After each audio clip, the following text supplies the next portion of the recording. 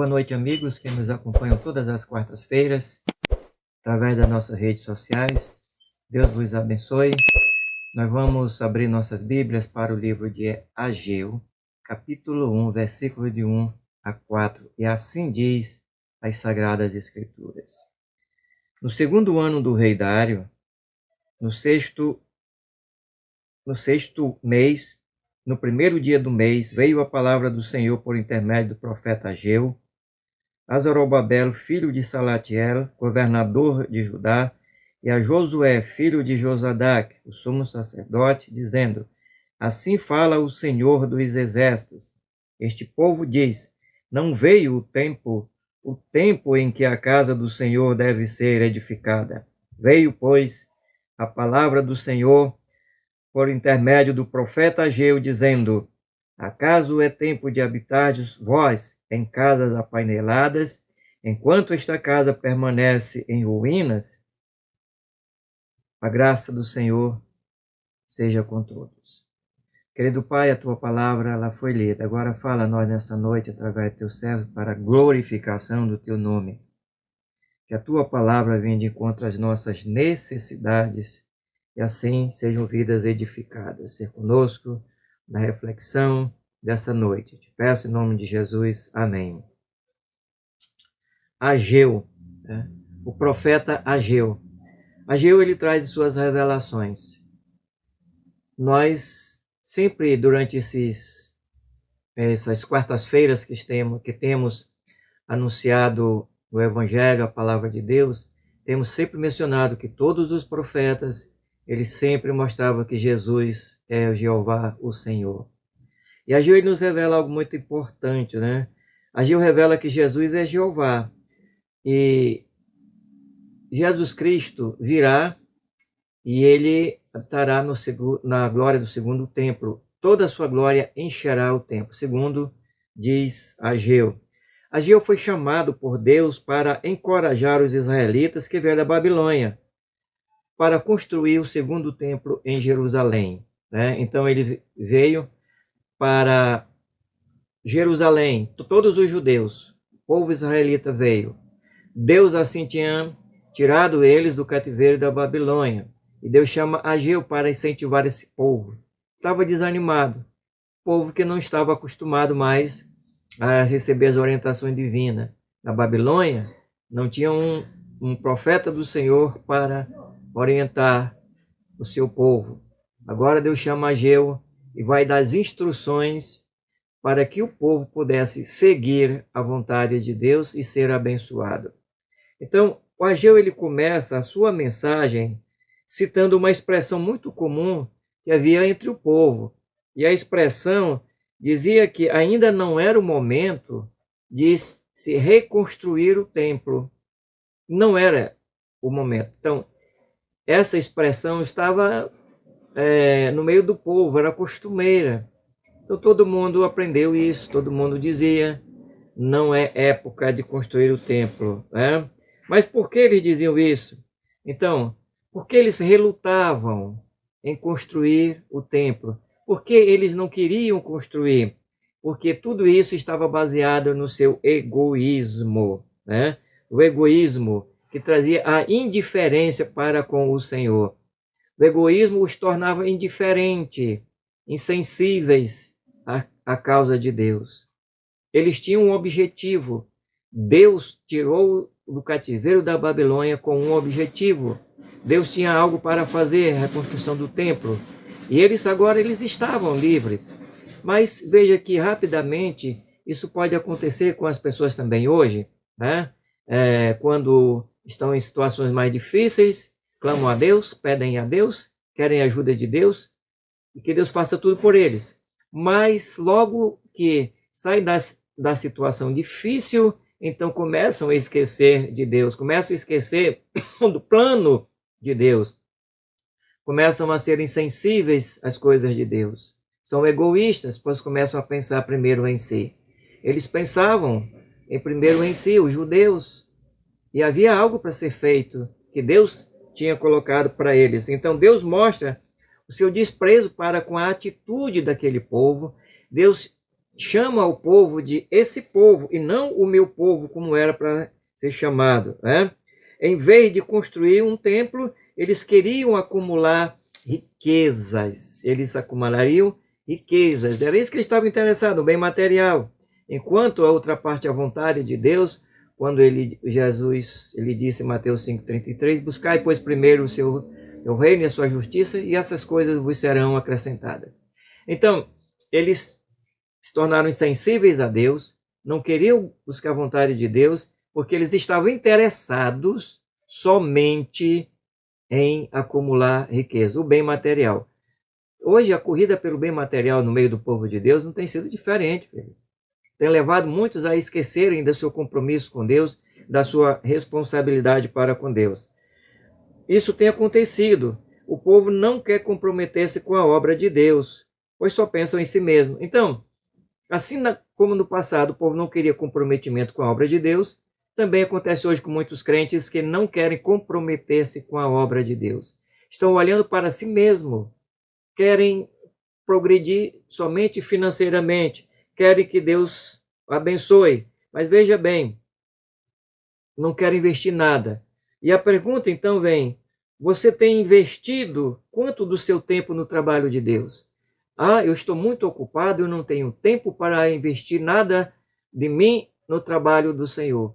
Do seu tempo, da sua vida, quanto você tem investido no trabalho do Senhor? Não estou falando também só financeiramente, mas é você se dedicar, se dar ao trabalho de Deus por tudo o que Ele tem feito por você. Faça uma análise do que você já fez por Deus e do que Deus tem feito por você. Será que você não tem praticado a mesma desobediência dos israelitas? Não tem sido insensível para com Deus? Não tem sido egoísta? Eles não foram altruístas? Eles não sentiram a necessidade do que aquilo que Deus havia colocado? Deveriam ser altruístas. E Ageu diz que Jesus é o Messias é o Messias de Deus, o Deus de Israel. E que ele entrou no segundo templo, disse Ageu, ele entrou no segundo templo e encheu o templo de glória. Então, por isso, a glória do segundo templo, construído sobre o governo de Zorobabel, foi maior do que o primeiro. Ou seja, do que o templo construído em Jerusalém, por Salomão, por todos os outros. A glória foi maior. Então, o texto ele adianta para o cataclisma mundial descrito em Apocalipse 6:19. Algo que irá acontecer no futuro, que João ele descreve isto, e Ageu já está falando isso no futuro, onde nessa época as nações elas serão subjugadas pelo Messias e estabelecerá o seu reino terreno, o reino milenar, que nunca será destruído. O reino dele não será destruído. O reino de Cristo é um reino eterno e ele é descendente de Davi. Então, a glória de Deus encherá o templo. A glória de Deus vai encher o templo, mas o templo milenar. Então, vai se encher o templo. Vai ser reconstruído o templo, lá em Ezequiel 43:5. O templo de Ageu foi reconstruído, mas aqui a glória do segundo templo será muito maior. Porque lá no milênio isso aqui vai ser concluído, isso aqui vai ser feito, nos diz assim a palavra do Senhor. Então, temos estabelecido o reino terreno. Então, temos sido estabelecido o reino terreno, davídico e milenar. Cristo estabelecerá o reino dele terreno, o reino davídico. Por que reino davídico? Porque Cristo é descendente de Davi. E ele deu essa continuidade do reino de Davi. Por isso que diz que o reino dele seria eterno, o reino de Davi. Por causa de Cristo, da descendência dele. Então ele vai assumir esse reino. Porque o reino humano, todo governo humano é falível, tem falhas. Não existe um governo humano que seja perfeito. Mas a Bíblia aponta para um governo que será um governo perfeito, que é o governo de Cristo, o Messias. Então, Ageu diz que todas as coisas pertencem a Deus. Todas as coisas pertencem a Cristo. No versículo 8 ele diz isso, Egito, mostrando uma das coisas para os israelitas, que tudo o que eles tinham e tudo o que eles procuravam ganhar, tudo pertence a Deus. E se Deus quisesse reter deles, tudo isso Deus reteria, Deus não permitiria que eles ganhassem nada. Então, muitos hoje estão assim nesse mesmo egoísmo, pensando que nada é de Deus. O Salmos 24, ele diz que os céus e a terra, eles pertencem a Deus, e tudo que nele se contém, tudo é de Deus. Tudo é dele.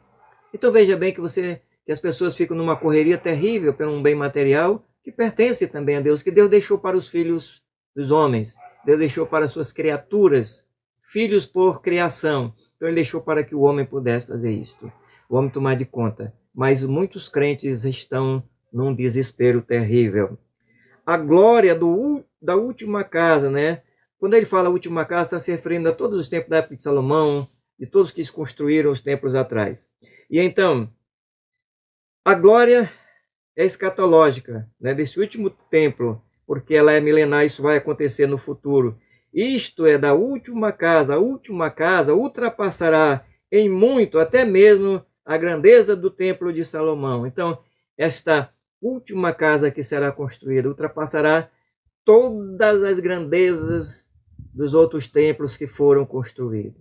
Nem mesmo o templo que Salomão construiu chegará à grandeza desta casa, né? Então, ele diz que ele vai trazer a paz. Ele diz, darei a paz. Cristo voltará para reinar como príncipe da paz no trono de Davi, em Jerusalém, e será um governo perfeito. Então, ele vai trazer a paz. Nenhum governo humano conseguiu fazer isso, nem conseguirá unir a todos, onde não tenha guerra, onde não tenha essas desavenças. Então, nós temos aqui o reino de Cristo. Ageu, ele está falando disso. Então, Cristo, com sua presença, vai encher, a sua glória encherá o segundo templo, né? Isso é muito importante, o governo perfeito. Cristo, ele tem uma paz diferente que o mundo não pode dar. Uma paz que une gente de todos os povos, raças, tribos e línguas. Cristo tem uma paz diferente de todos. E lá no milênio, essa paz será estabelecida e o mundo há de conhecer essa paz. O governo de Cristo, o governo perfeito. E eu quero dizer uma coisa para você, algo muito importante, que Cristo tem uma casa que ele fez, o lugar de todos os santos, que nenhum templo construído aqui nesse mundo ultrapassará a beleza e a glória da que ele fez, que é a morada de todos os salvos em Cristo Jesus.